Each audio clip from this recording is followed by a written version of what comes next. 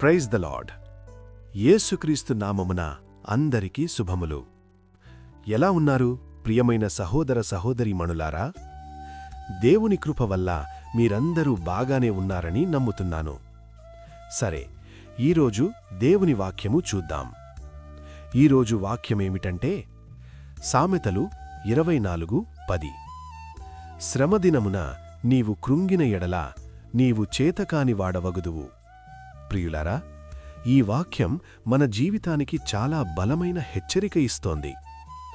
కష్టాల సమయంలో నువ్వు బలహీనపడకూడదని, అలాగే సమస్యల సమయంలో నువ్వు కృంగిపోకూడదని చెబుతోంది. అయితే ప్రియులారా, మనకు కష్టాలు రావడం తప్పు కాదు, శ్రమలు రావడం సహజం. కాని ఆ సమయంలో మనం ఎలా స్పందిస్తున్నామో అదే చాలా ముఖ్యం. ప్రియులారా, ఈ రోజుల్లో చాలామంది చిన్న సమస్య వచ్చినా చాలు వెంటనే డిప్రెషన్కి వెళ్ళిపోతారు. అదే సమస్యను ఆలోచించుకుంటూ ఉంటారు. ఇక నా వల్ల కాదు, ఈ సమస్య నుంచి బయటపడలేను అని అనుకుంటారు. కాని దేవుని వాక్యం మనకు ఏమి చెబుతోంది అంటే, ప్రాబ్లమ్స్ వచ్చాయా? భయపడకు, ధైర్యంగా ఉండు. పరిస్థితులు ఎంత దారుణంగా ఉన్నా సరే భయపడవద్దు. ఎందుకంటే మనం సర్వశక్తిగల దేవుణ్ణి కలిగి ఉన్నాము. ప్రియులారా, ఒక చిన్న ఉదాహరణ చూద్దాం రండి. ఒక విద్యార్థి పరీక్షలో ఫెయిల్ అయ్యాడనుకోండి. అతనేమి చెయ్యాలి? మళ్ళీ ప్రయత్నించాలి. కాని చాలామంది ఏమి చేస్తారు అంటే, నేను పనికిరానివాడిని అని భావిస్తారు. అక్కడికే ఆగిపోతారు. ప్రియులారా, అది సరైన మార్గం కాదు. కష్టాలు మనలను ఆపడానికి రావు, మనలను బలంగా చేయడానికి వస్తాయి. ప్రియులారా, యేసుక్రీస్తు ప్రభువారు మనకు పిరికి ఆత్మ ఇవ్వలేదు, ధైర్యమునిచ్చారు. ఆయన శక్తి ముందు మన సమస్యలు ఎంత పెద్దవైనా చిన్నవే.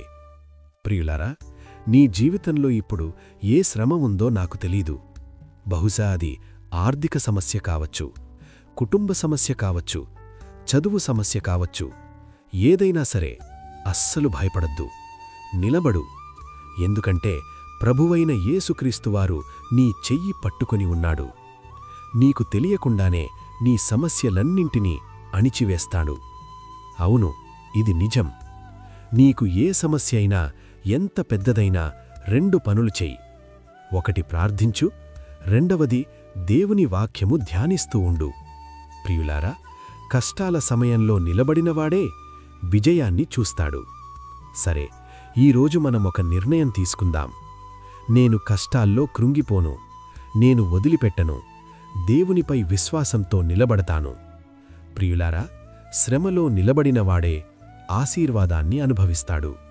ప్రభువైన యేసుక్రీస్తువారి కృప నీకును మీ కుటుంబాలకును నిత్యమూ తోడయ్యుండి ఆశీర్వదించునుగాక.